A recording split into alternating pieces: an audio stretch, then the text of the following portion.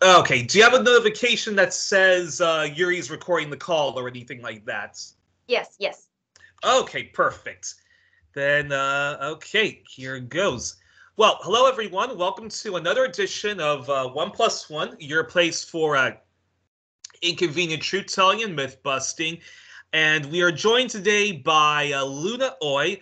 Luna is a Vietnamese vlogger or YouTuber, part of what is known as LeftTube, that is leftists across the genre of left-wing thinking, who use YouTube to explain different socialist political philosophies and discuss all sorts of critical issues with from a critical left perspective. And Luna does a great program where she invites on like-minded allies and friends to discuss, all things left-wing. And she does a lot of videos celebrating Vietnamese culture, from food to places that people should visit in Vietnam.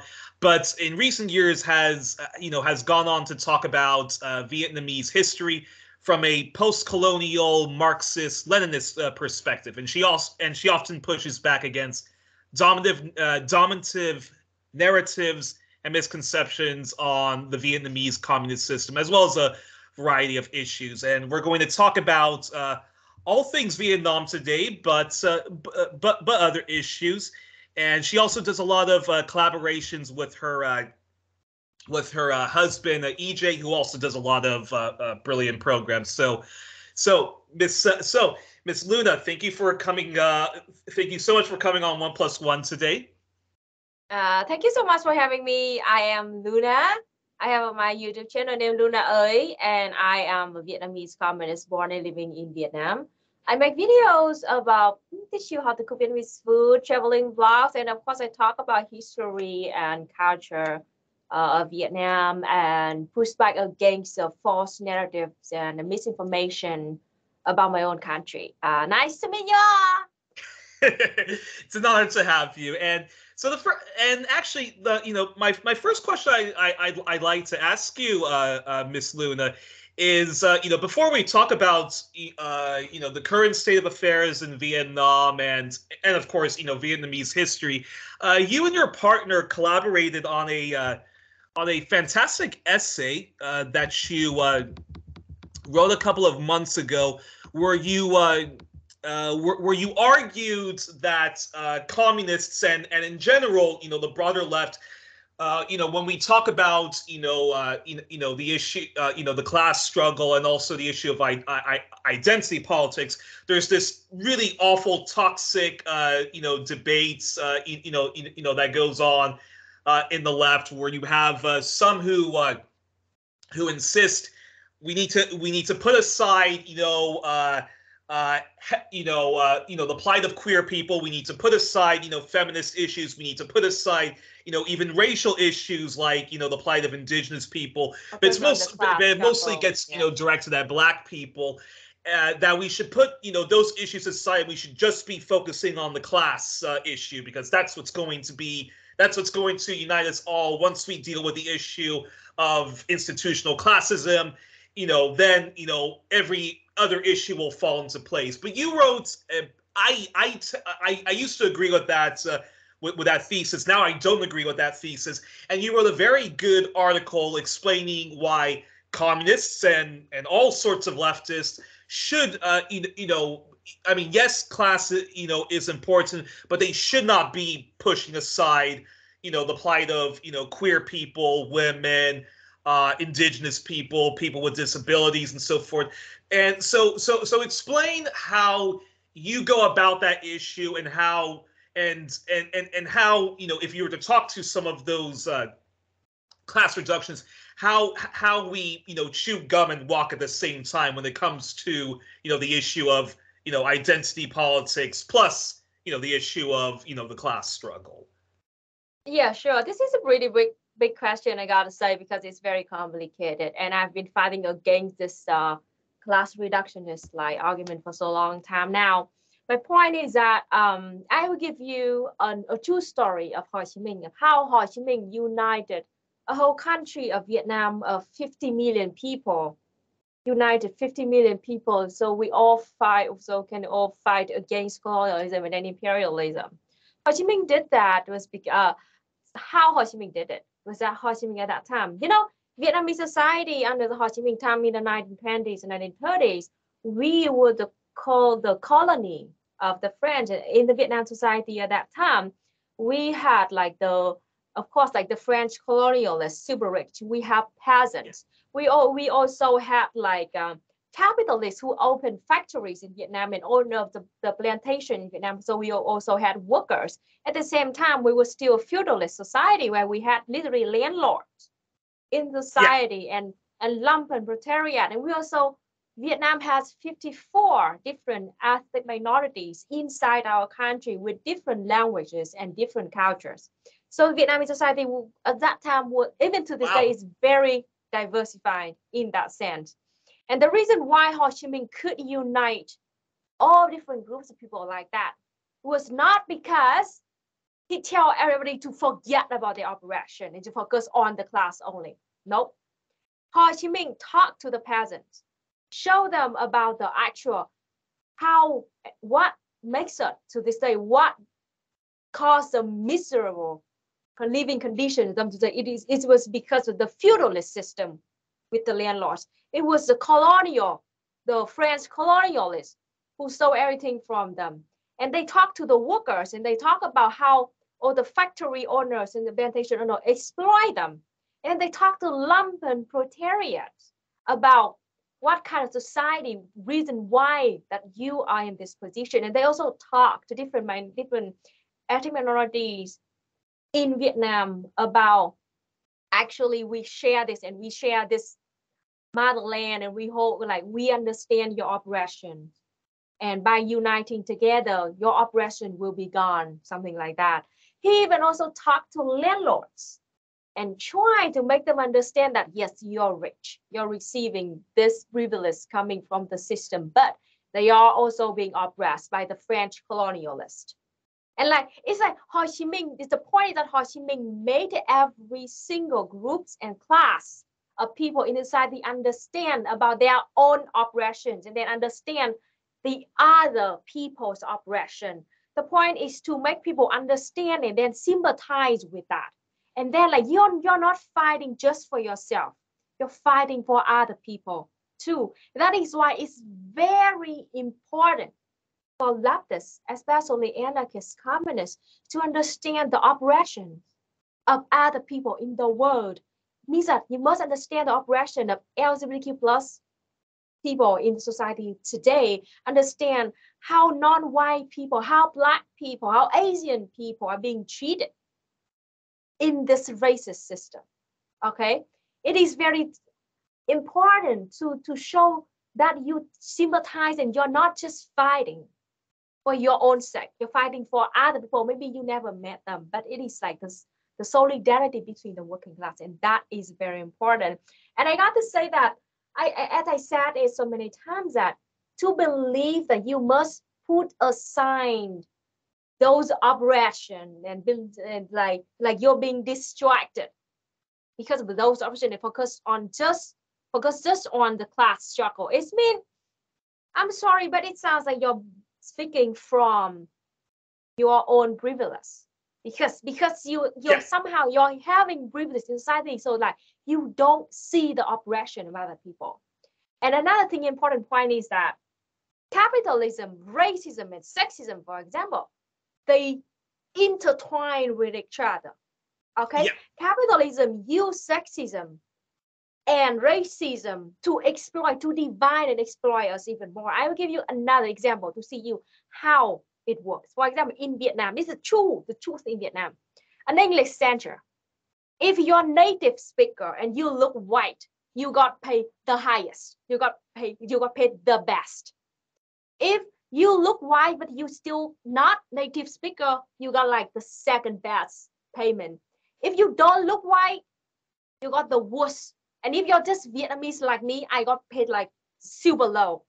Okay. And this was when France colonized Vietnam, Cambodia, Laos, known as French Indochina, right? Exactly. Yes. Like lump three countries together and called Indochina. So back to the point that capitalism using sexism and racism to exploit us even more. The point that like, yes, it doesn't matter that how good you are in English. It's about how you look, okay? And what sex you are, what gender you are. Based on that, capitalists will have a different payment for us. So that is how capitalists using sexism and racism to divide us. And that is why I said it so many times, in the life of non-white people, especially non-white women in the global South country, that oppression is our daily life. That oppression, that racism and sexism is our class struggle. You cannot tell us that we should put aside that our daily life oppression like that to focus on class struggle, because it is our class struggle. That is why that I've been saying so hard that you can't tell us from your own position of privilege that I should like forget and get over our struggles of everyday life to focus on what? This is literally our struggle. What are you talking about? I don't even get it. It is our literally like daily life struggle. And fighting against racism, sexism means that you're fighting against capitalism. You're weakening capitalism. And another thing that in the article I talk about actually too, we need to be always stay aware to fight against liberal identity politics. Yes, because exactly. It is very dangerous too, because our leftist identity politics is so powerful. So of course it is it is being recuperated by liberals. Means that like those liberals identity politics means that, oh, just have black president in USA, that's no racism in USA anymore. Or just have a female vice president, Kamala Harris. So everything's gonna be fine. It's just like, yeah, it's totally bullshit when our identity politics, very powerful idea of it, being recuperated by the liberals, and you need to stay alert, fight against that too. Yeah, it's, it's interesting because when I get into not so much arguments or debates, but when I get into discussions with people who take a slightly different position, who do think that the class struggle is of the utmost importance, and then whatever identity politics, when I do listen to their arguments, I say to them, guys, remember, solidarity goes both ways. If a largely white working class body politic wants to see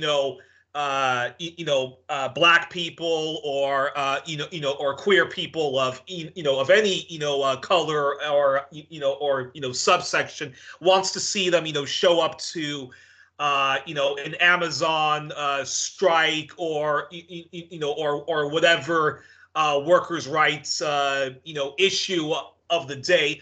Okay, yes, we'll gladly come show you solidarity, but you also have to show us solidarity when, for example, trans people, there's in Brazil and, the United States for that matter, there's an epidemic of, trans people being murdered. And of course, what I really liked about your article was you talked a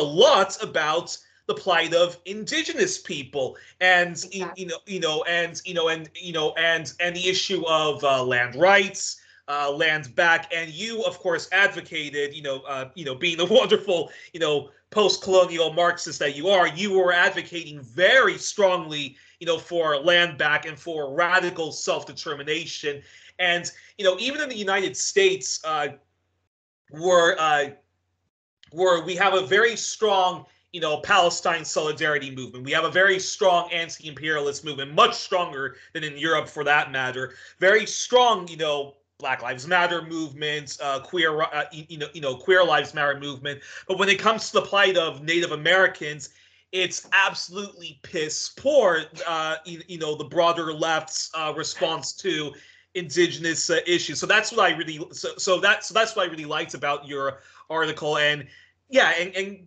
can you talk a bit more about that? Sure. I mean, it's kind of funny and sad at the same time seeing a bunch of white socialists, quote unquote, in the imperial core. Suddenly, they were saying like land back is advocating for white genocide. Like, yeah. Yeah. Like what? And like literally saying like if the indigenous people in the USA have the right to do land back means that they would want like ethno state. Like what? What are you talking about? This is an argument that does not base on reality at all. And I use it like, for example, Vietnam kicked French out of our country. We decolonized ourselves in 1954. We did win full victory. Okay. And then we don't forget that French colonialists stayed in Vietnam for generations, more than hundreds of years. They colonized Vietnam. So like there were French people who were born in Vietnam. Okay, in the plantation owners, like castles like that. And when we kicked the French out of country, did we like genocide French people on 1854? Excuse me? And did Vietnam become an ethno state country after that? No, we're not. So seriously, their argument is really bullshit in the sense of like, it's like I can't even wrap my head around why, because because I know why they do that, because they're coming from a very privileged perspective, and they scared that indigenous people can do what Vietnam did, and they are scared that indigenous people would do exactly what their ancestors did. The whole argument of reverse racism, like affirmative action is considered, reverse racism. When Zimbabwe, if South Africa was to actually do land rights for or nationalize much of the industry and redistribute that wealth to Black people, I know for a fact if South Africa was to ever do that, many of the white Afrikaners would say that's reverse racism. So yeah. So I mean, and it is always easier to just sit there comfortably in your armchair and then talk about it. And it's actually when you see something like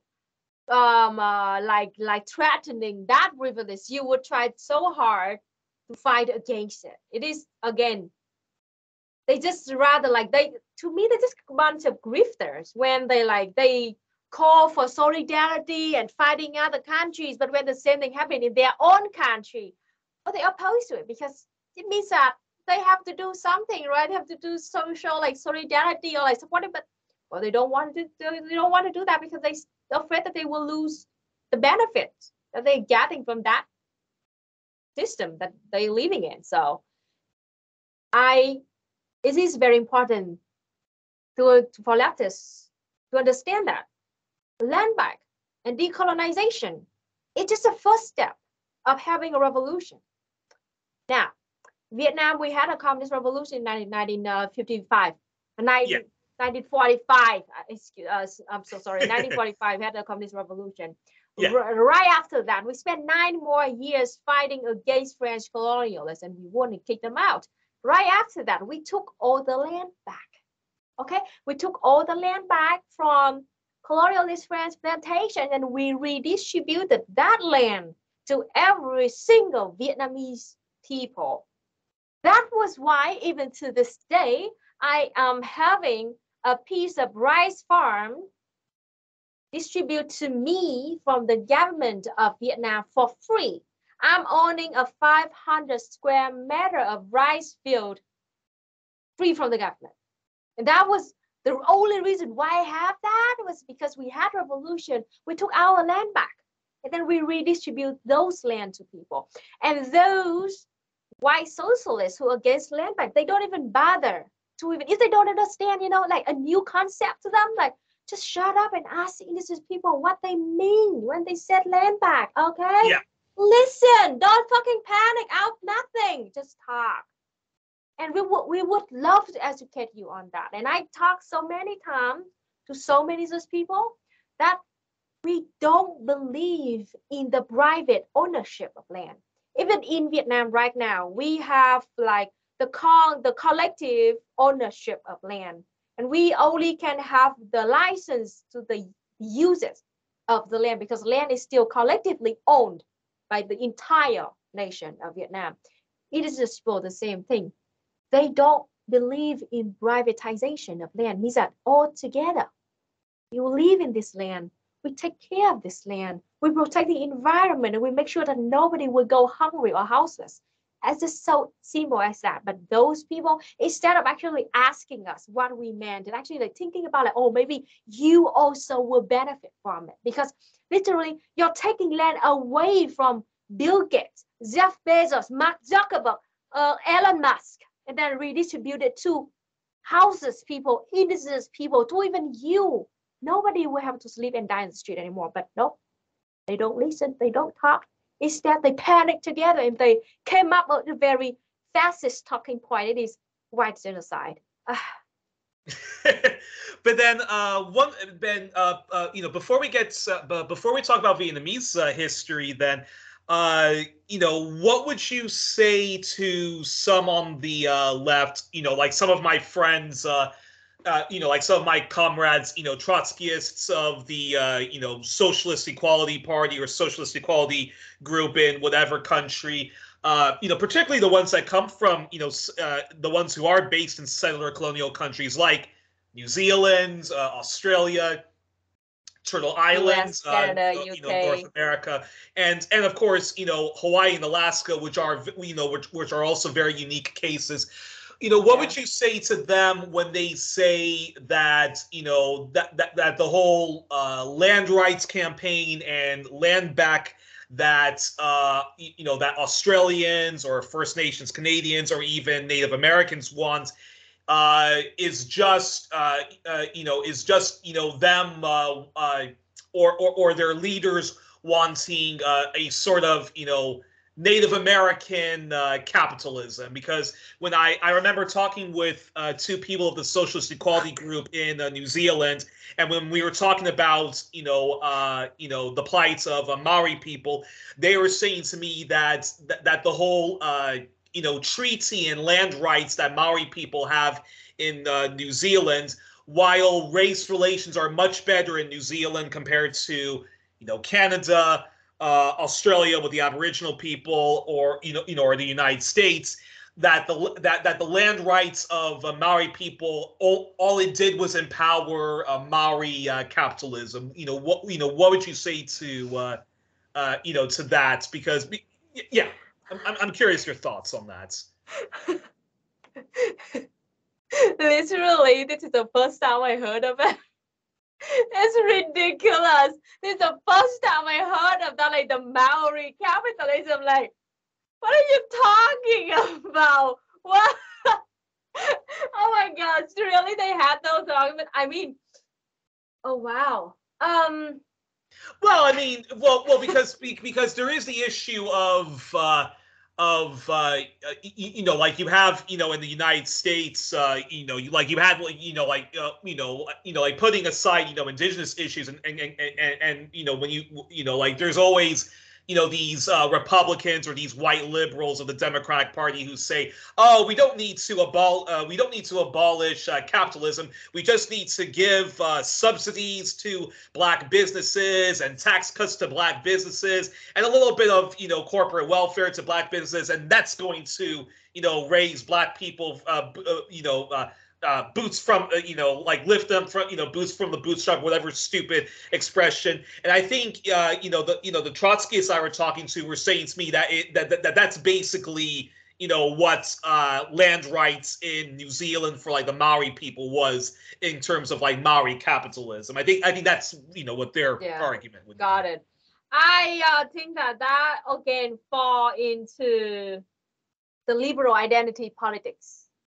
And also falls into the ignorance too, because like if they don't know or not so sure about that, again, I have so many Maori comrades that I will really want to talk to those people. They would explain about this do get me in touch with them. Would love to, well, exactly. would love to have them on the program. Yeah.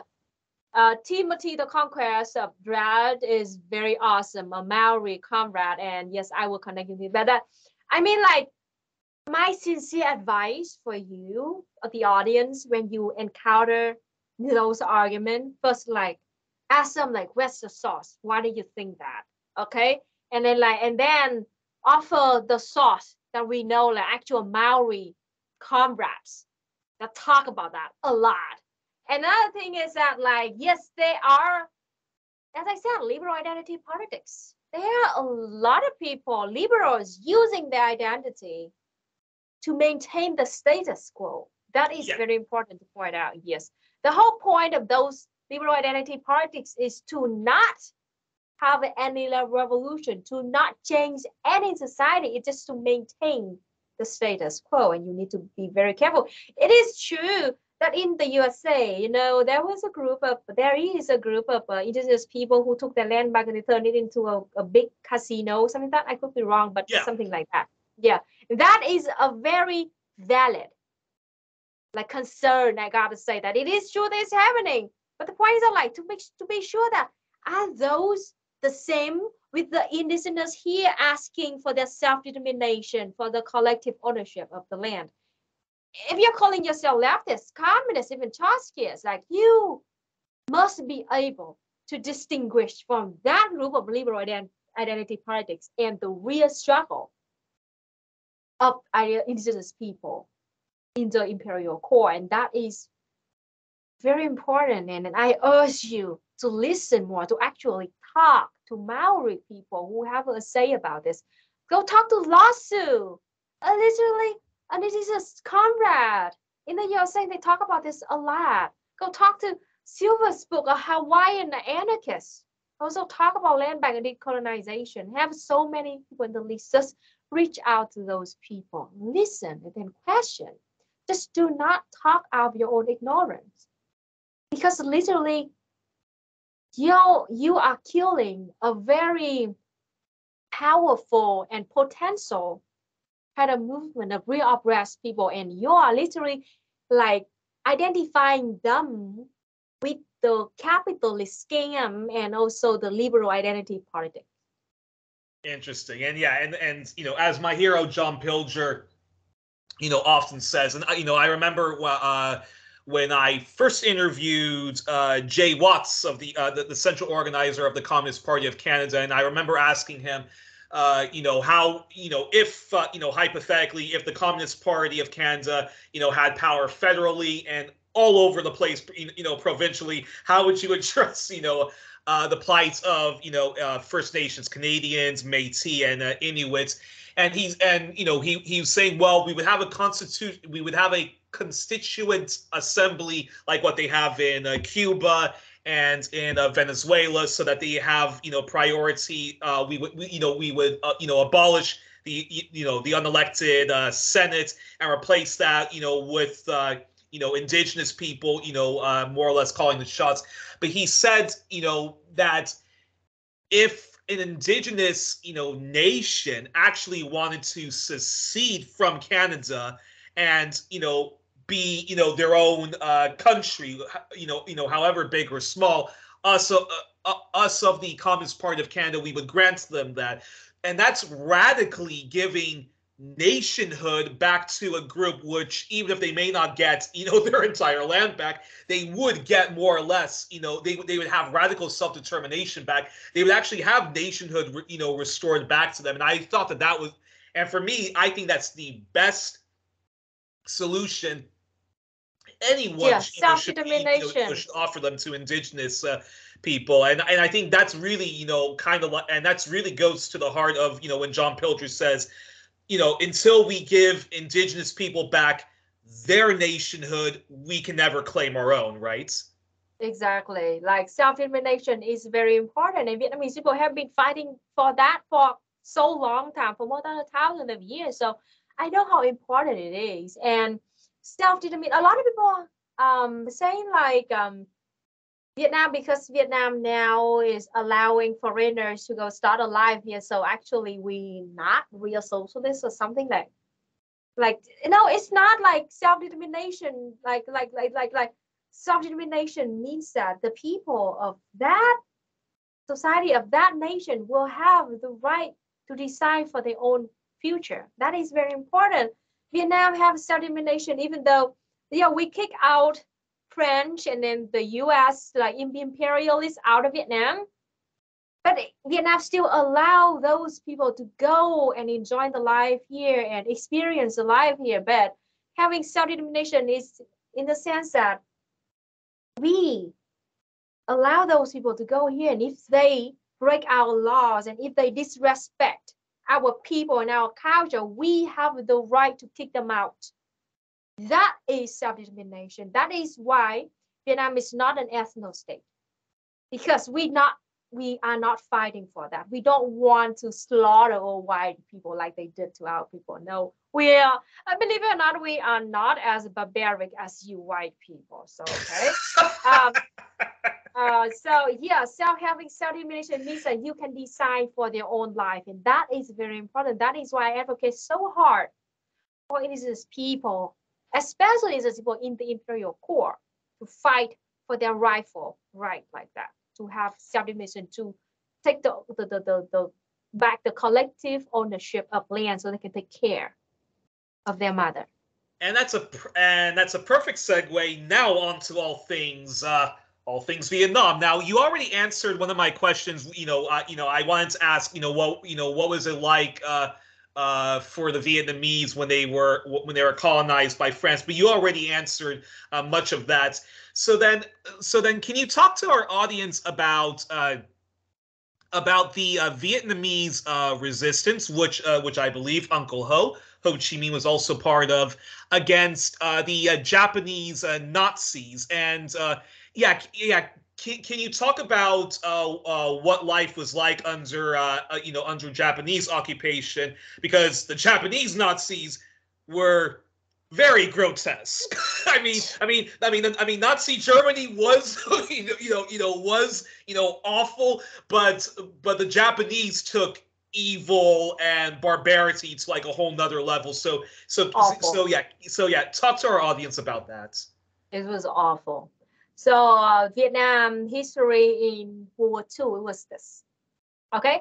So about in the late 30s and early 1940s, when the World War II literally was happening, Vietnam was given, because French, Indochina was owned, controlled, colonized by the French, and at first French was losing the war, so they gave Indochina, quote unquote, I hated that word.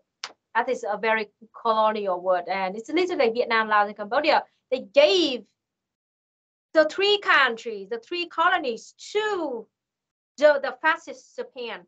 That was why in 1940, fascist Japan came to Vietnam to take over. And from the 1940 to 1945, it was horrible. Vietnam was under the fascist occupation for 5 years. From now, Japan at that time, a little bit of history knowledge here. French, after taking over Vietnam, Laos, and Cambodia, they were losing on the battlefield in the war. That's why they need to make up. They need to make up for all of the losses. And Vietnam, Laos, and Cambodia was like the cake for them. So they took everything they could. They took everything they could and bring that back to their home country to feed their own people. At the same time, in 1944 and 1945, when the World War II kind of ended and Japan had to surrender.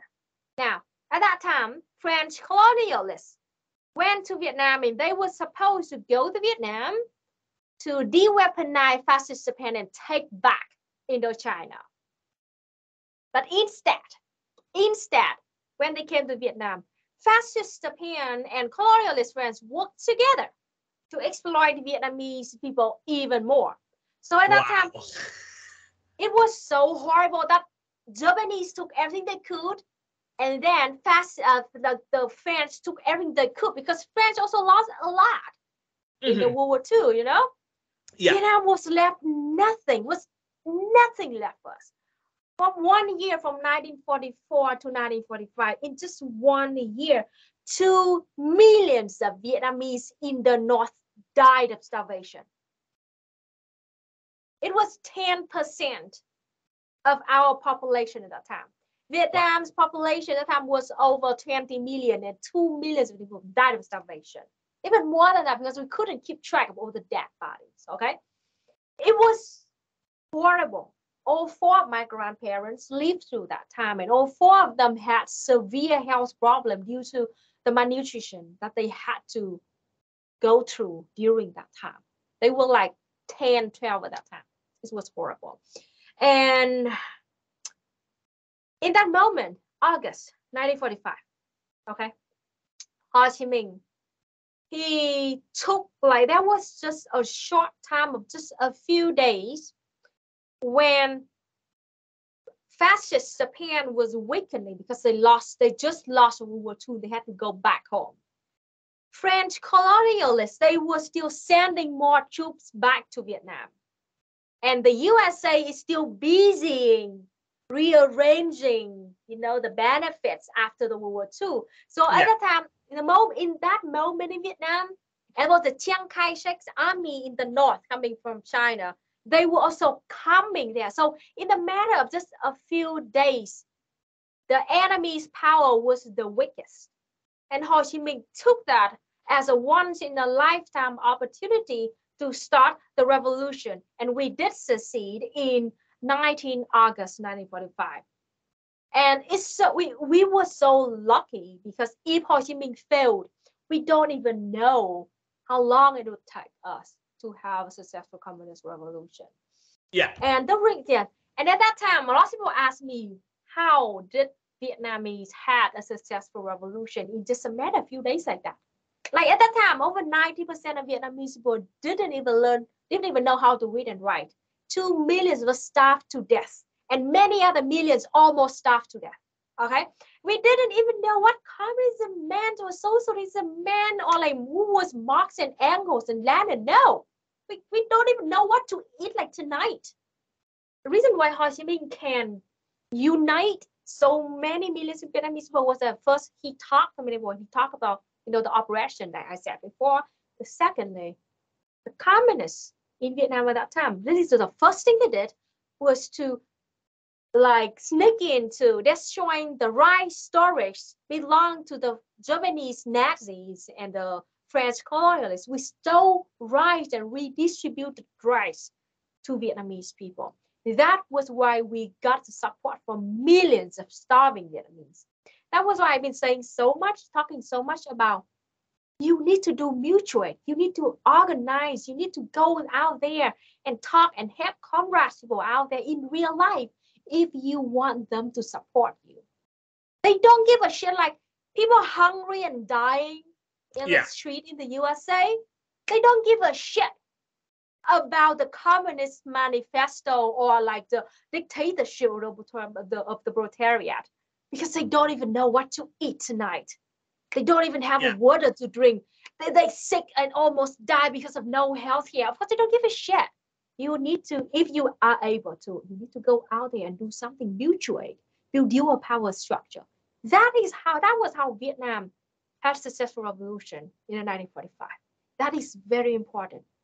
And talk to us a bit more about some of the positive policies that that Ho Chi Minh did. And I still can't believe he led the country.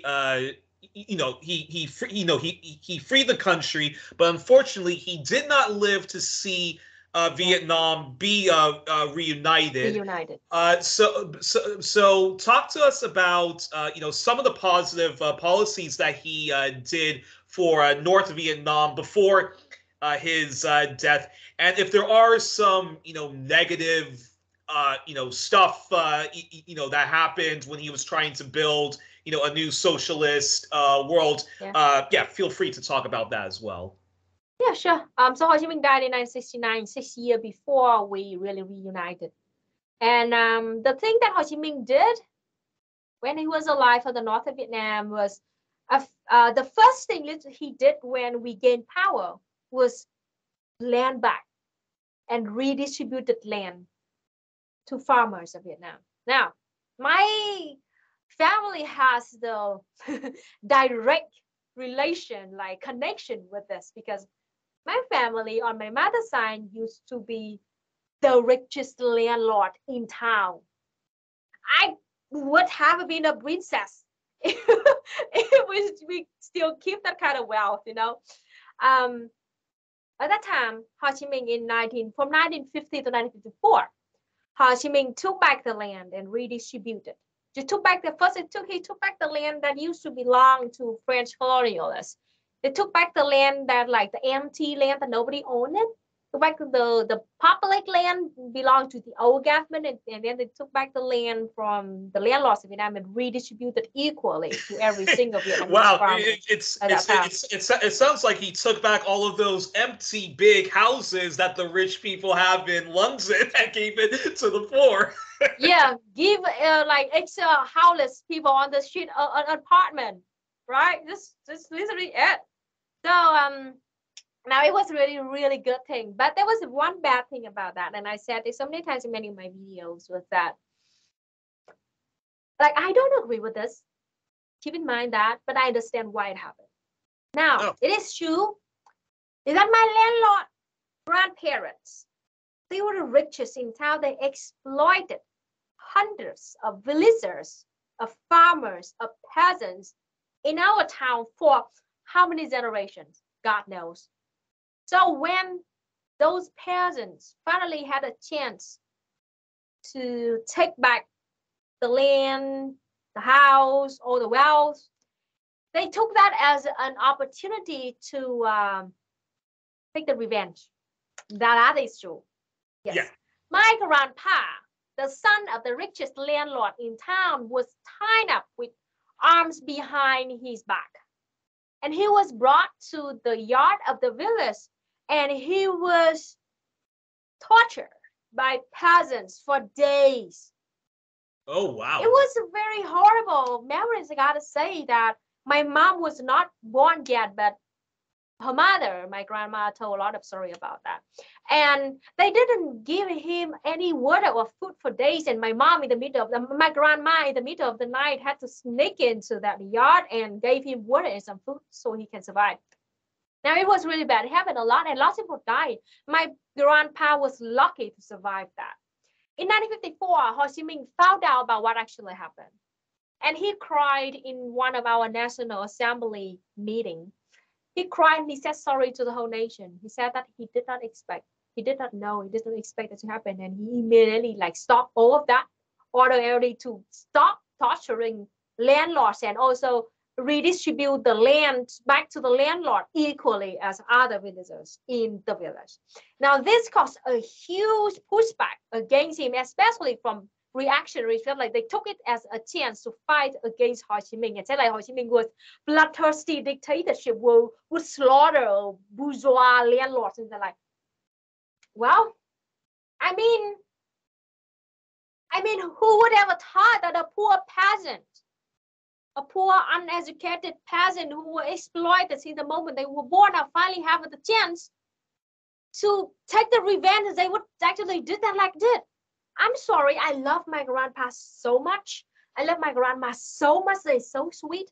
But I'm sorry, their family exploited the whole town for generations. How do I expect? Even if I am the peasant, I couldn't believe that I could do better than that. Because of the hatred for generation inside you, like, you're not a saint. Not everyone is a saint. You can't act like that. And this thing that nobody wants, but you must understand. And Ho Chi Minh, when he found out, he immediately stopped all of that. That was why my grandpa survived and he lived until he was like 83 years old and died in peace in our house, in his old house. So it was that story. And the land reform was a huge issue in Vietnam. And lots of people, they mostly just heard about, like, they Most of them blame Ho Chi Minh because they believed that Ho Chi Minh ordered those peasants to torture and kill those in Actually, he did not. It was the peasant who took a chance to take the revenge. Okay, my grandpa was a victim, so please don't even say that I'm actually on the side of that thing, or I laugh when I know that my grandpa was tortured. Like, no way, but come on, you're leftist. I'm like dialectical materialist. I look at things from many different perspectives, and I understand the feeling, the thought, and the oppression of those peasants, and I sympathize with them.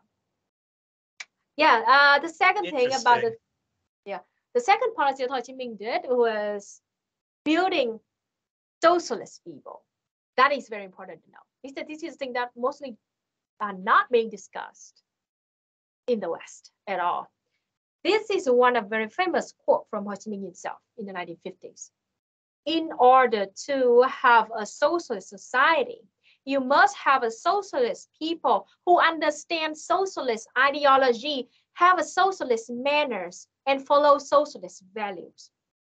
That is very important. That was why from the 50s in North Vietnam, we started teaching about Marxism-Leninism, socialism and communism. At that time, at night, my grandma told me that. My grandma didn't know how to read and write at that time.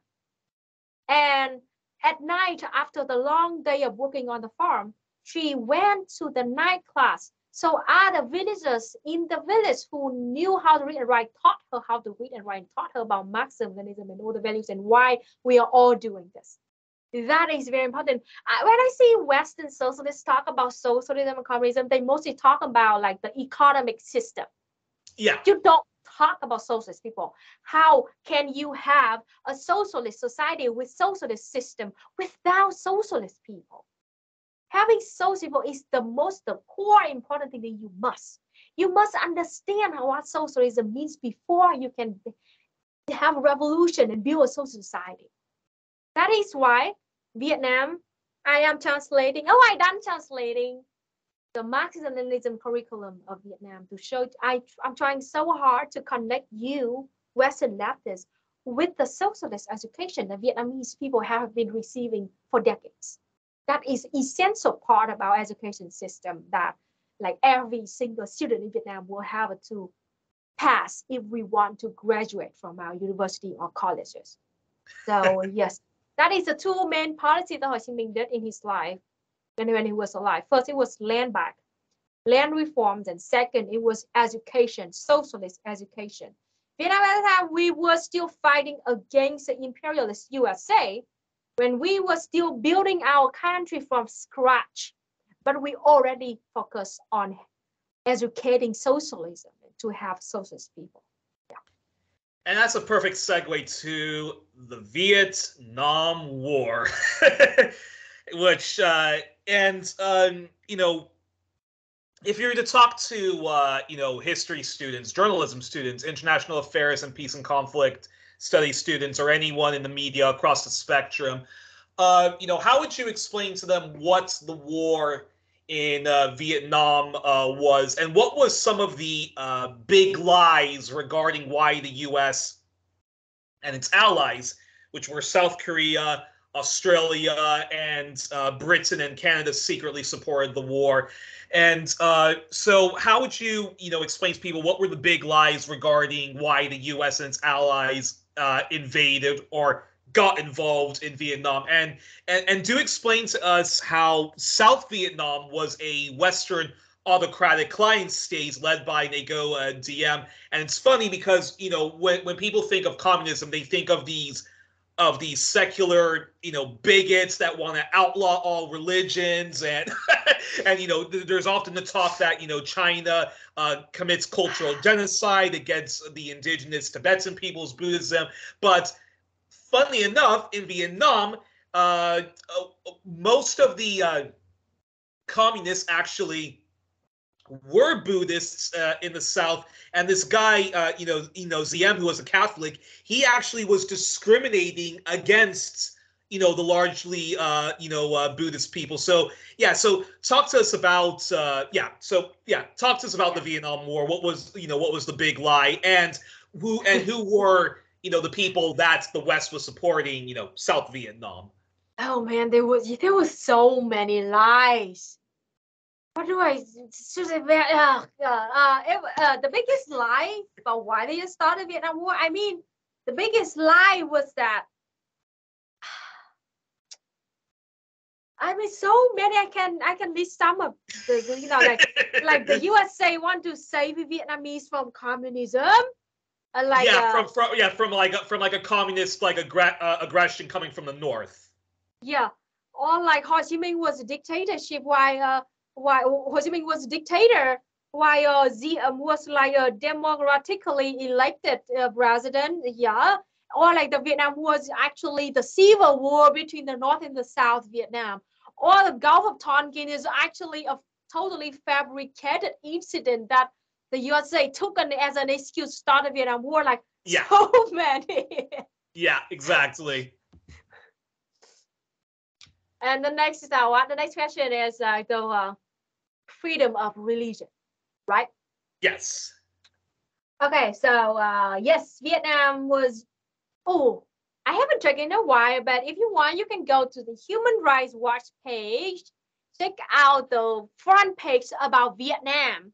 Literally, it still says, in Vietnam, there's no freedom of religion. Like what? Human Rights fucking Watch? What are you talking about? I can give you like thousands of videos and pictures about like a bunch of like pagodas and temples and churches in Vietnam, all kinds of religions. What are you talking about? Meanwhile, yes, as you said, in 1950s, they claimed that the South Vietnam under the puppet dictatorship, the US-backed puppet regime in the South was somehow very democratic with like freedom of religion. But the fact is, as you said, Buddhism has been very strong in Vietnam. We literally have like millions of Buddhists in Vietnam. My mom is a Buddhist, okay? Diem Ngo Dinh Diem was the dictator that was put in power by the Catholic Church and by the US State Department. Interesting. Yeah, so this is a true full story of Ngo Dinh Diem. Ngo Dinh Diem started as a Mandarin family who used to work for the king of Vietnam in the 1920s and 1930s. He was like the prime minister to the king of Vietnam at that time. And when the king was like too weak to the French, and Diem hated the French. Diem hated French so fucking much. That was why he went to the USA to ask for help. So they asked the USA to kick French out of Vietnam. So instead of supporting Ho Chi Minh was actively trying to liberate Vietnam from colonialism, Diem went to the USA and tried to seek the help from the USA. Okay, 1950, Ngo Dinh Diem went to the US. And because he was Catholic from a rich family, he connected to Catholic Church in the USA. And after 2 years, from 1950 to 1952 in the USA, he, through the help from a bishop in the USA, he had a connection with the State Department, the United States of America. And at the time, he was, beside other candidates, he was chosen to be the puppet dictator of the South Vietnam. So in 1954, in the Geneva Agreement, Vietnam was temporarily separated into North and South according to the 17th parallel, right? The original agreement is this. If you don't believe me, go check the Geneva Agreement, okay? Original is that for now, Vietnam would be separated into North and South. And after 2 years in 1956, when the situation got stabilized, the whole Vietnam will hold a national election where Vietnamese people would democratically vote for their own president. So the Geneva Agreement, the separation of the North and South, was a temporary decision and only lasts for 2 years according to that agreement. Now, back to Vietnam. The USA chose Ngo Dinh Diem to be dictatorship, and then he went back to Vietnam. Then he received tons of help and money and weapon and propaganda from the USA, and they faked an election. An election never happened. There was no evidence whatsoever of it. Because the demographics because the demographics actually showed that much of the South, just like in the North, actually supported Ho Chi Minh and the Communist Party of Vietnam, yes, right? Yeah, exactly. So at first, they faked an election. They said like 99% of Vietnamese in the South voted for Diem. So yeah, Diem is the president of South Vietnam. Like, what are you talking about? Nobody knew about him before, okay? But like, yeah, so he became the president of South Vietnam, Republic of Vietnam at that time. In 1946, there should have been an election, a national election held by the whole country to vote for either Ho Chi Minh or any other guy to be president of Vietnam. But that election never happened.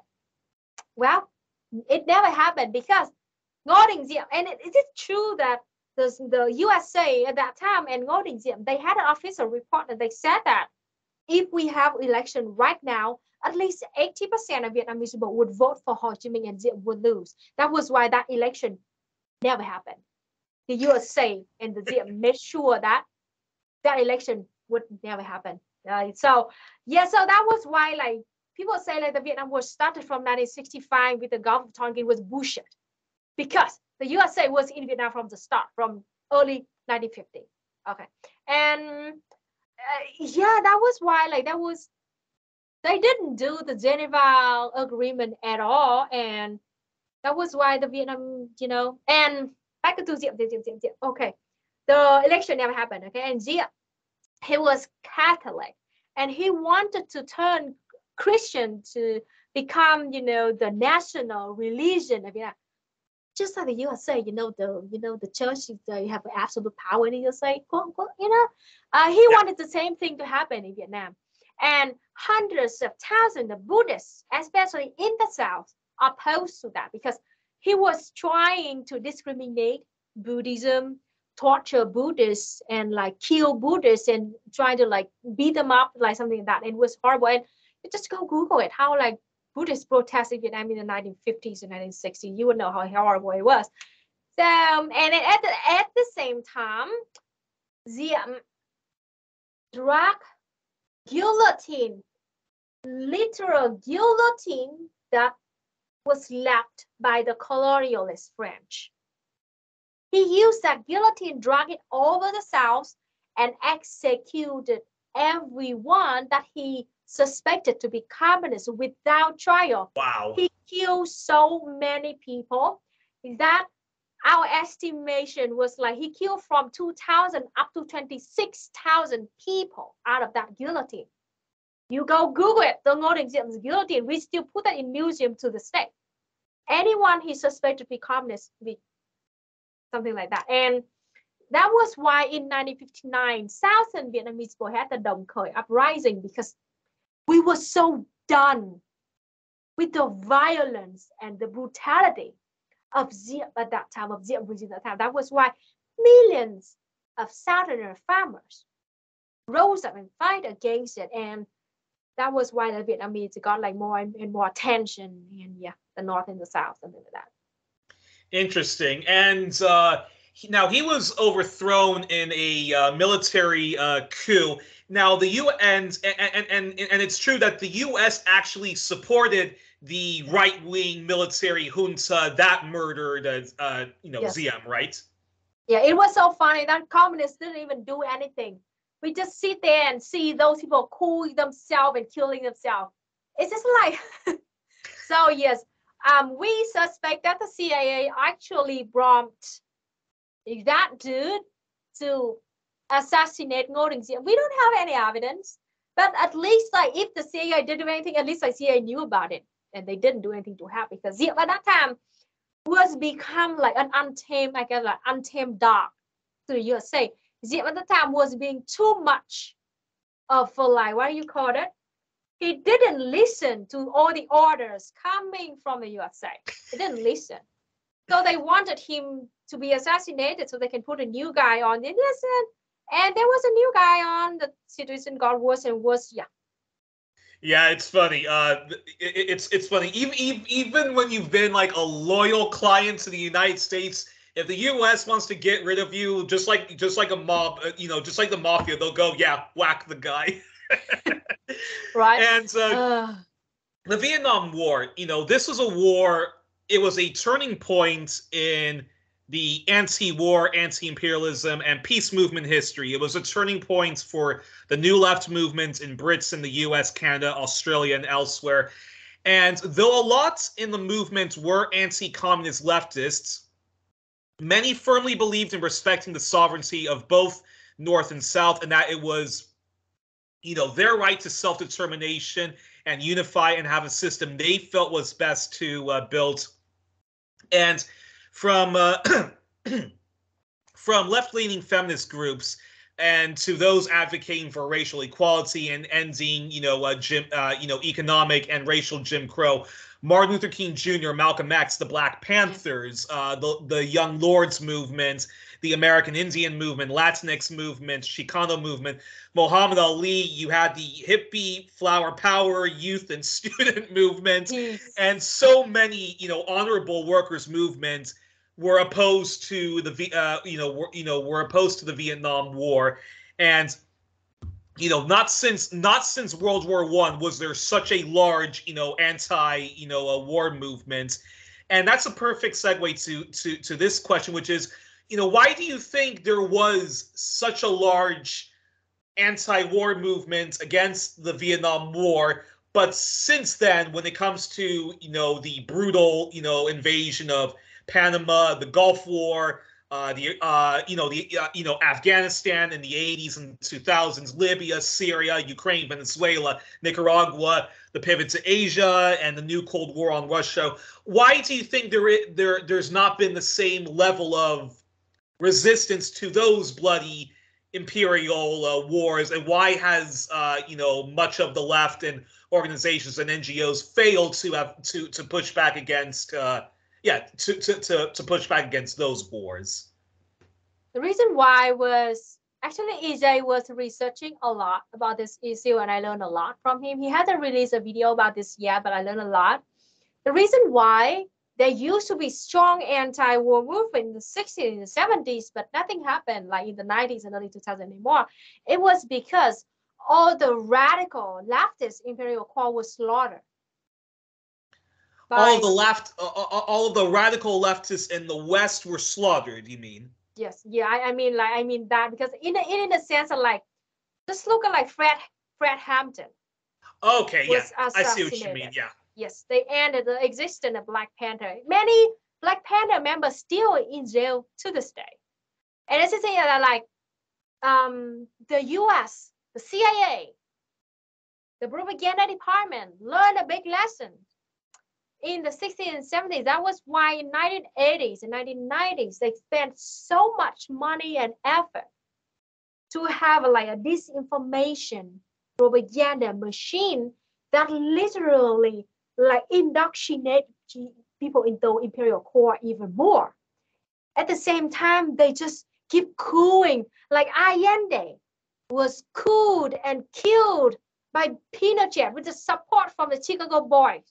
Okay, and then Brazil was there was military dictatorship in the 60s, and then in early 2000 there was a coup there in the Philippines, so that all over the world. So the USA had learned a big lesson. That was why they spent money, weapons, intelligence onto first slaughter, assassinate, or imprison all of the most radical leftists, especially in the West. And then they spent shit tons of money to build indoctrination and propaganda. Yeah. To fool your own society. Just go, if you're from the imperial court, just go take up the history book and open it to see what did they teach you about the Vietnam War in that book. You know how much indoctrination you get. That was why to this day, as I said so many times, that Western leftists nowadays, they not just have to build everything from scratch. They have to break through all the thick walls, iron curtain indoctrination that they've been fed their whole life. That is very important. That was why the kind of false consciousness about freedom and democracy. Now, actually, like the USA is a good force of the world, and like we fucked up sometimes. We kill a few million people, but actually, communism killed like 100 gazillion people according to the Black Book of Communism. That was all the thing that you're being fed. That was why you have to break through that indoctrination before you can move forward. You can build another powerful anti-war movement in the West. But I see that there's going to be still a long way to go, Yeah, and John Pilger, Wait a minute. What is it? It's my tablet. Sorry. Okay, bye.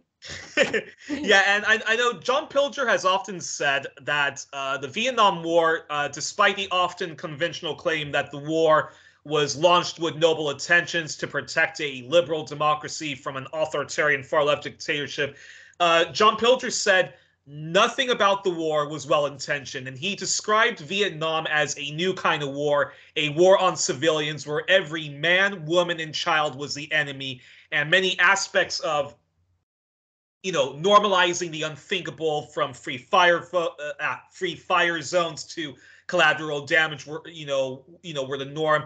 Pilger, who was a Vietnam correspondent for the Daily Mirror, he said that the more he was in Vietnam, the more he realized that the war crimes weren't an aberration, but that they were systemic. And he said in a speech in 2007, he said, when talking about the My Lai massacre, he said there were 649 reporters in Vietnam on March 16, 1968, the day the My Lai massacre happened, and not one of them reported until way after the fact with Seymour Hersh. And I also encourage people to check out Douglas Valentine, who I've interviewed, and find anything you can of his books and interviews on the Phoenix program, which were the systemic war crimes took place, and just really awful and really disturbing. And then that leads to this question, which is what are your thoughts on various Vietnam War movies? Because again, John Pilger in the same speech, he said the Hollywood movies that followed Vietnam were an extension of the journalism of normalizing the unthinkable. Yes, some of the movies were critical of the military's tactics, but all of them were careful to concentrate on the angst of the invader. The first of these movies is now considered a classic. It's The Deer Hunter, whose message was that America had suffered. America's boys were stricken by Oriental barbarians. The message was all the more pernicious because The Deer Hunter was brilliantly made and acted. I have to admit, it's the only movie that's made me shout out loud in the cinema in protest. Pilger goes on. He goes on to say Oliver Stone's acclaimed movie Platoon was said to be anti-war, and it did show glimpses of the Vietnamese as human beings, but it also promoted, above all, the invader as victim. Your thoughts? I watched kind of a lot of Hollywood movie about the Vietnam War, and I got to say none of them was good. Not even the Ken Burns documentaries about the Vietnam War, for God's sake. Now most of the Vietnam War movies that you watch mostly focus on the American side, the invader side, and they painted us as a bunch of Oriental barbarians. Like, for example, there was a scene in, I guess, like Apocalypse or something. There was a scene when Vietnamese Viet Cong shot down an airplane, the U.S. airplane, and the airplane fell down. And then the scene was like Vietnamese Viet Cong was like screaming, yay, like a bunch of monkeys, I gotta say, sorry, but, and then we left. And then it's like so sad that you say lost. It's like, dude, it's not us at all. The truth is, Vietnamese at the time we were poor as fuck. And once we shot down an airplane and we got there, we're gonna take everything. We're gonna take the aluminum so we can make stuff out of it. We take all the food and we take all the the bombs and weapons, so that we're gonna use that against yourself. We would never just leave a whole airplane like that and left. That is a very incorrect small part of to tell you how horrible, how racist those Hollywood movies when they talk about the Vietnam War name. And then, like, of course, like, do you really want to watch the movie that like will make you feel sorry and sympathize for the invaders? Like, it's, no, excuse me, it's disgusting. And yes, another thing about the Ken Burns documentaries, I saw lots of people kind of praise that kind of documentary, saying that it's neutral, right? I'll give you. Well, the thesis of the Ken Burns ones, it goes back to what Pilger was saying, that the war was well intentioned. Yes, there were some war crimes. There was a My Lai massacre here. There was, a Vietnamese, a South Vietnamese pro-American guy who shot an unarmed, prisoner of war, in the head. Yes, there were some war crimes, but hey, it was a well-intentioned war, and it just did not work out because the Vietnamese people wanted communism that badly. And I think Ken Burns' thesis of the movie was that, of his documentary series, was that it was a well-intentioned war, basically, right? Oh gosh, I need to calm myself down a lot. My grandpa, the other grandpa, joined the Vietnam War. He was a socialist fighter, and he communist soldiers. And he died in the South during the Tet Offensive. Okay, and his grave is still in the South now, in the highland in Vietnam. The Ken Burns documentaries, I couldn't finish it. I watched like in the third part, and then I had to stop. You know why I had to stop? Because I stopped at this point. When he was reporting about Vietnam, he said there was a Vietnamese soldier that they rather kill the innocent people than they rather kill the wrong people than letting a criminal leave. And he said like Ken Burns literally said that there was a northern soldier said that who named to be unrevealed. Meanwhile, it was literally one of the most famous slogans of the regime. At that time, when he, in the 50s, when he was dragging guillotine over the south of Vietnam to execute anyone that they suspect to be communist, it was a slogan of Diep. He said they rather kill wrong people than let a criminal, aka communist, leave. That was Diep's slogan. But Ken Burns, a very famous historian, filmmaker. Yes, I've even seen documentaries he's done. I'm even currently watching his Muhammad Ali documentary series. Yeah. At that point, I could not take it anymore. I had to stop.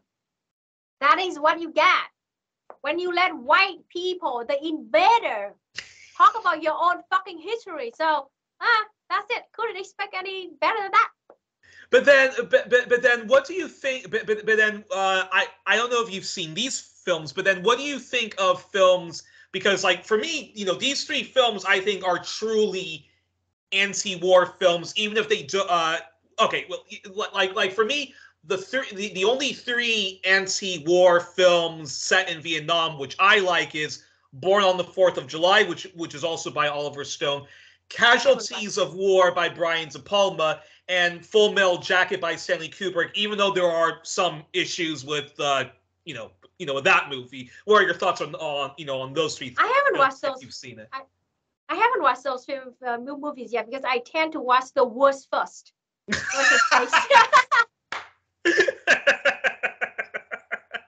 Yeah. Understandable. So I have no idea on that because I need to check them out before I can answer. Yeah. Okay. No. Okay. Well, perfect. But then, can you talk about the social achievements that Vietnam, passed through once the country was finally united? And even though Ho Chi Minh didn't live to see that, the country was finally united. it became, the communist system that it is. And isn't it true that that Vietnam, it could have achieved more with its social achievements, in the 70s and 80s, but like Cuba and pretty much any country that the U.S. deems, an enemy, the U.S. launched an embargo and various sanctions on your country, and that's why Vietnam still hasn't been able to fully, eradicate, poverty, get rid of all of the landmines and, and so forth, right? Yeah, you're right. Yeah, Vietnam, after we won the Vietnam War in 1975, immediately Vietnam was put under comprehensive sanctions from the USA. Yay, awesome, right? They lost the war, so they decided to sanction us comprehensively. And at the same time, Vietnam, but first we had a lot of help from the USSR, but in the 1980s, late 1980s, the USSR was collapsing, so we couldn't receive a lot of help from them. So at the same time, Vietnam, they used Pol Pot, Khmer Rouge in the South Vietnam, attacking the border of Vietnam. They literally massacred 3,000 Vietnamese villagers in the province in South Vietnam. At the same time, 1979, Vietnam and China had like the border war in the north, caused like a few hundreds of thousand deaths.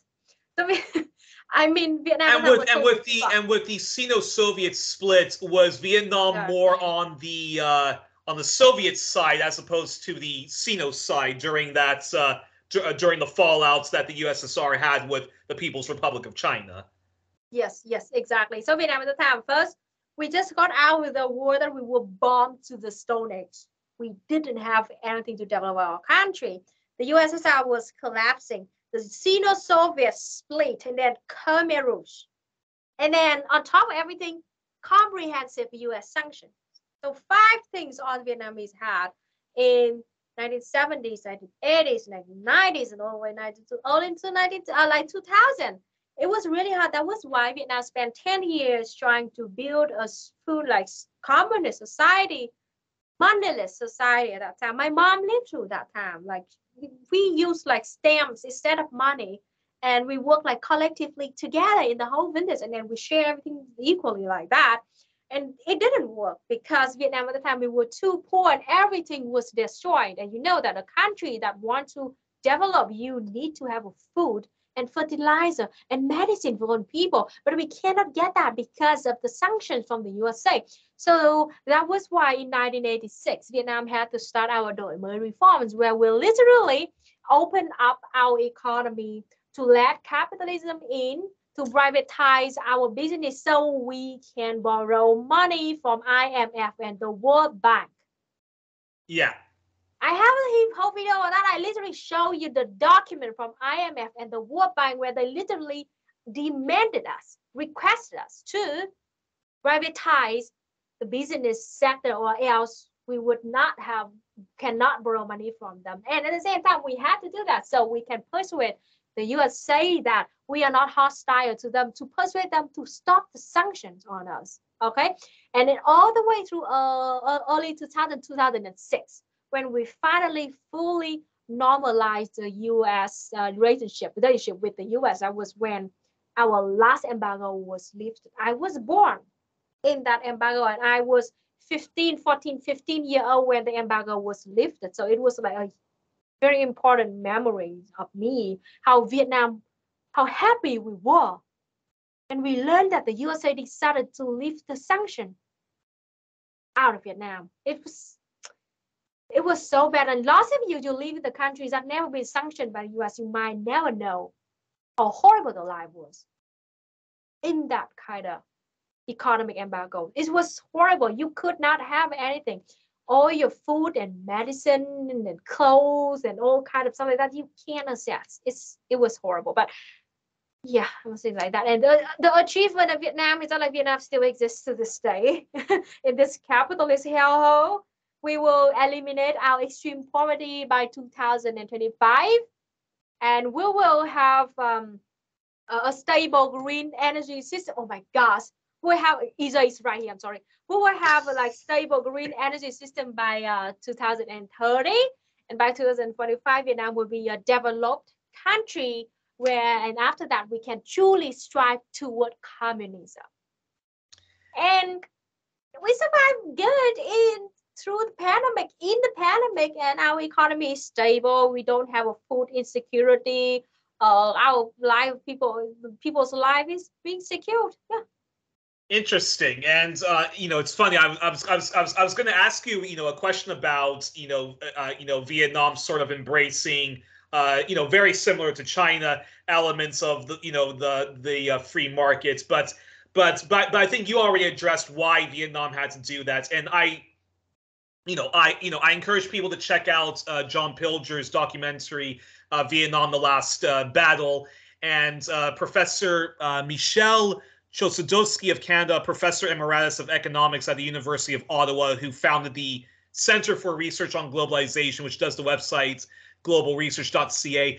Both of them were very critical of the Vietnamese leadership embracing all that. But you explained that they had to do that. So, in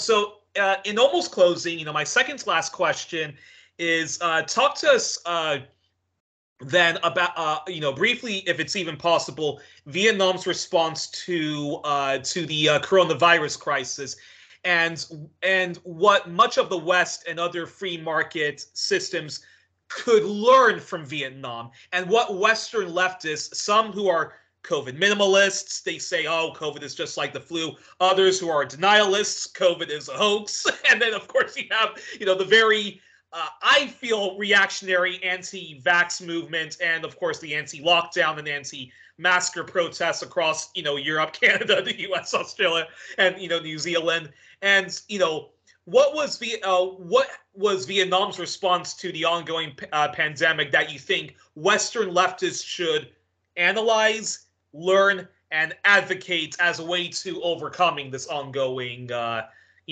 pandemic? Yeah, great question. There is lots of things I gotta say, and I gotta say that like the system that the Vietnam is having right now is very different from the system that is existing in the imperial core. I gotta say that. For example, exactly. like at least we had a successful communist revolution, and our society is very collective and socialist in many sense.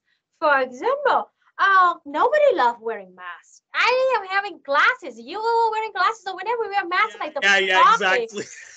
I hate that. Nobody likes that. But for God's sake, you need to wear it because you're not just protecting yourself, you're protecting other people. You're protecting old people and kids and children, other people out there. And luckily, Vietnamese people are very collective in the sense yes, we do care a lot about other people. So we will be willing to sacrifice a little bit of our own comfort so we can save people's life. But in the West, you can't. Individualism is too strong over there. That it's just oh, I don't like wearing masks. I don't give a shit about the people. I mean, people might die, but who cares? My individual freedom is the only thing that I care about. That is a selfishness and individualism that is dominating the West. And I don't know how to do that except, have a whole new education system. Then when you literally teach each other to care for each other, all right? Please, just and quarantine too. Of course, nobody liked to be locked in their house for weeks. You have to, because if you don't, every day go out, how many people will die and you don't care about the life of those people, those innocent people? If you don't care, assholes. You're just assholes, okay? So when for example, there's me and Israel will listen in the pandemic. We listen to we call it funny way propaganda speaker. It means that in usually in public place there will be huge speaker, and the local government will talk Hey, for example, this is the pandemic and everybody, we encourage you to wear masks, keep social distancing, wash your hand, because this is not just your individual problem. This is like a public health care problem, and everybody, we should care for each other, save other people's life. It's as simple as that. And people are like, okay, I'm gonna wear the fucking mask. It's easy as that. And another thing is like quarantine. Vietnamese people, we are not afraid of the quarantine. Why? Because in the quarantine, okay, if you have a job and I have a job and I stay home, I will receive minimum wage from the company, because that's a policy that if you have to stay home in quarantine, you will receive minimum wage, and then you receive free food coming from the local government, and then once every day the local government will go to your own street and then give you free COVID-19 test. And if you are bad luck and you have a COVID-19, they would go to your home and take you away, bring you to the hospital, and everything is free until you totally recover and go back home. So literally, all the things in Vietnam, the quarantine fee, all free. That was why, like, holy shit, I don't have to go to work. I receive my salary, just have like a 2-week stay vacation there. It's just so simple as that. But in the West, you're so scared of quarantine because you still have to pay rent extremely high. You might lose your job because the company does not accept that you would like go home because of COVID-19. And then you have to pay for your food and nobody give you free food. And if you're bad enough to have a COVID-19, good luck, you pay like shit tons of money for that treatment because it's not free. Of course, you hate quarantine. Totally understand that. And again, if you want to learn from Vietnam, well, my biggest advice to you is to have a fucking revolution, because you cannot reform the system. You can't. But then I have to ask this quick follow-up question then, which is, the issue of vaccines.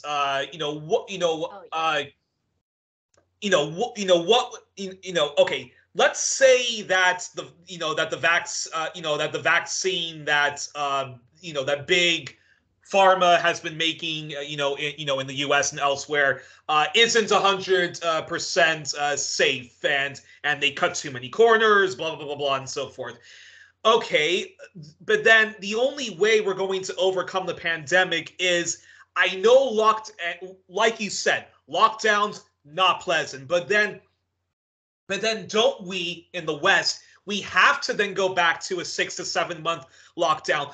But when we do that, we give people a universal basic income. We suspend people's rents and mortgages. We compensate all the businesses, no matter how big or small, for the inconvenience. And then, who knows? Just like when the Spanish flu pandemic was here during the time of World War I. Then who knows? The virus might even be eradicated like that.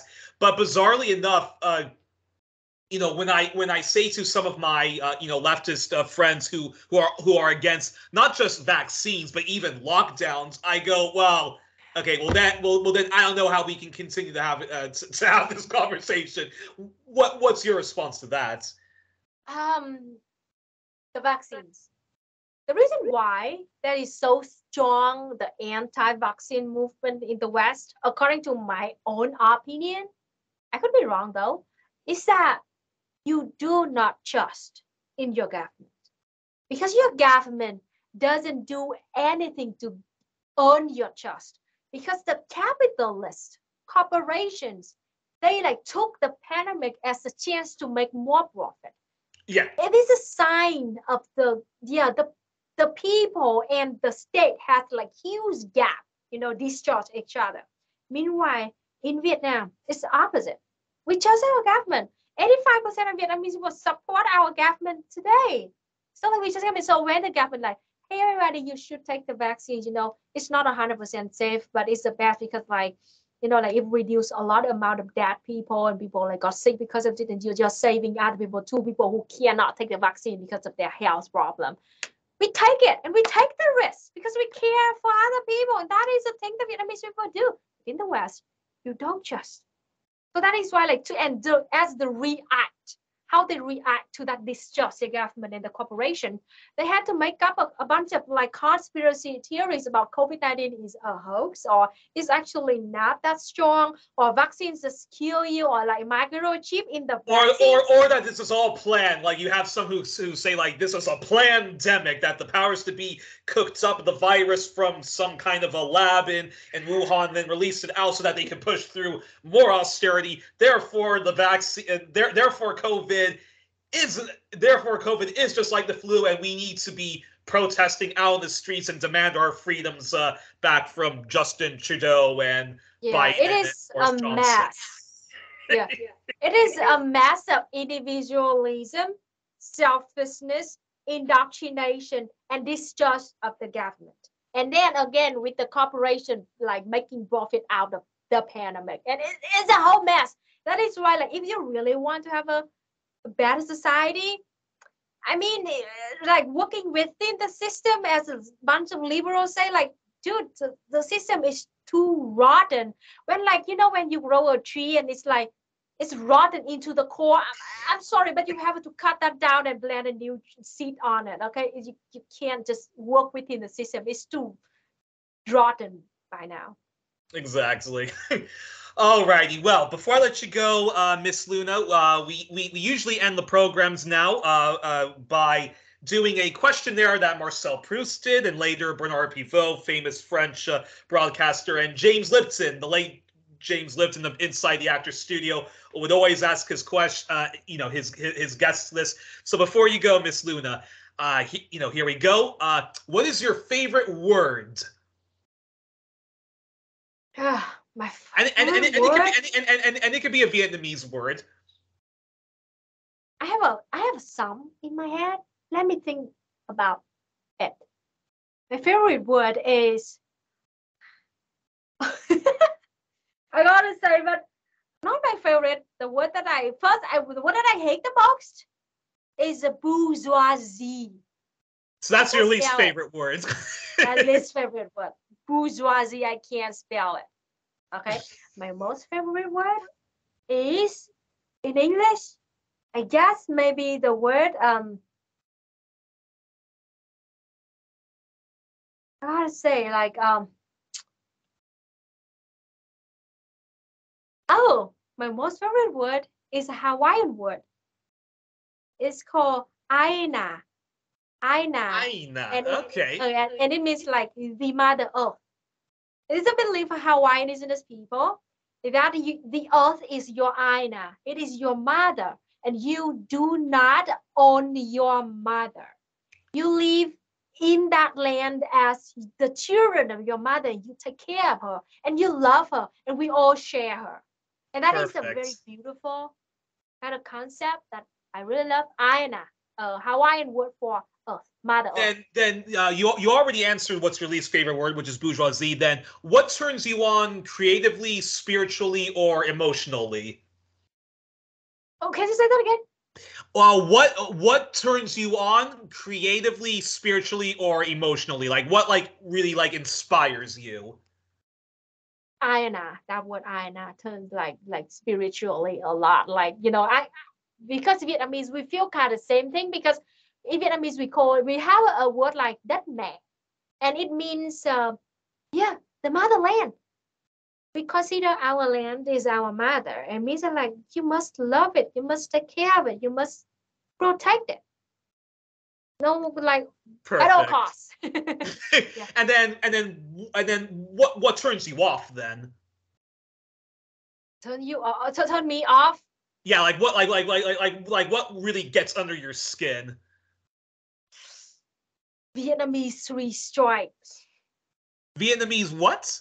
Vietnamese three stripes. It is a word that we call Vietnamese reactionaries. Yeah. Yeah, it's like gusanos, but Vietnamese version of it. Because the three stripes is because like you just go Google it. Go Google Republic of Vietnam flag. It is a yellow flag with three red stripes. That is why we call those who worship that flag. This is the fascist sympathizer, reactionary Vietnamese who support the dictatorship, the fascist dictatorship of Diem, and then lick the boots of the USA. It's just like Gusano, Miami, Cuban, you know. I hate those people. Then what's your favorite curse word? And it could be in any language. Of course, my favorite curse word is in Vietnamese is dama. It is dama. It is a shortened. It's like the letter of the word means it means like fuck you in English. Yeah. Then what sound or noise do you love? Noise. The sound of the flowing stream. I love the most. Very funny. So many people on this show love the sound of rain and oceans. Without water. Then what sound or noise do you hate then? I hate the most the national anthem of the USA.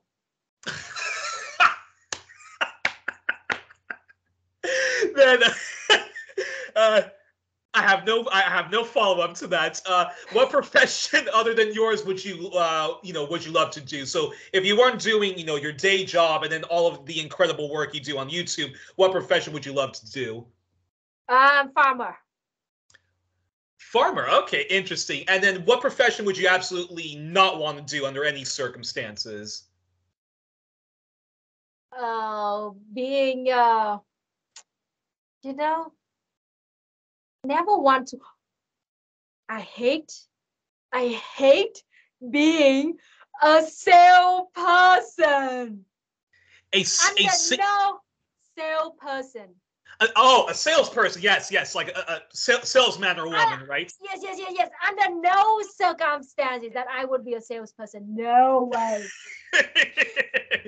And then my final question is, if heaven exists, what would you like to hear God say when you arrive at the pearly gates, or whoever is, the person that you believe is, God and whatever, and the afterlife, or even if you're an atheist, but if heaven, does exist, what would you like to hear God say when you arrive at the pearly gates or the Garden of Paradise? I would love to hear God say sorry for fucking up the whole world. If there is truly a God out there, what's he doing? The whole world is fucked up. The pandemic's going on. Millions of people dying with the war everywhere. What the fuck are you doing? Well, I do have to say, as a person who used to be a believer, I used to subscribe to what's called Christian deism, and the belief is that there is a God. He did create the world through science and so forth, but then he left us human beings with choice and with rationality, and left us to govern the world ourselves. And but sometimes I think I think of what my hero Frank Zappa said, which is, if there is a God, he really fucked up when he created human beings. What's wrong with him, right? How did we create us? We are a fucked up race. I mean, exactly. Well, Miss Luna, we were joined on this edition of 1+1 with the brilliant Miss Luna Oi, or Dr. Luna Oi, as she's known on Twitter and so forth. Luna, expert in US and UK. Exactly. And yes, she is an expert on U.S. and U.K. Politics and culture, but also on all things Vietnam. Luna, thank you so much for joining me today. I've been wanting to do this interview for a long time. I'm so glad that we planned this months in advance. I think it was New Year's that we already planned this. And anyway, thank you so much for joining me today. I look forward. I hope to have you on back more as a frequent guest. And if ever you'd love me to be a panel member on your programs or PJ's programs, you can always reach out to me. But thank you so much for joining me, and it was just a real honor. Thank you so much for having me, and please go check out my channel and subscribe if you can. Thank you so much.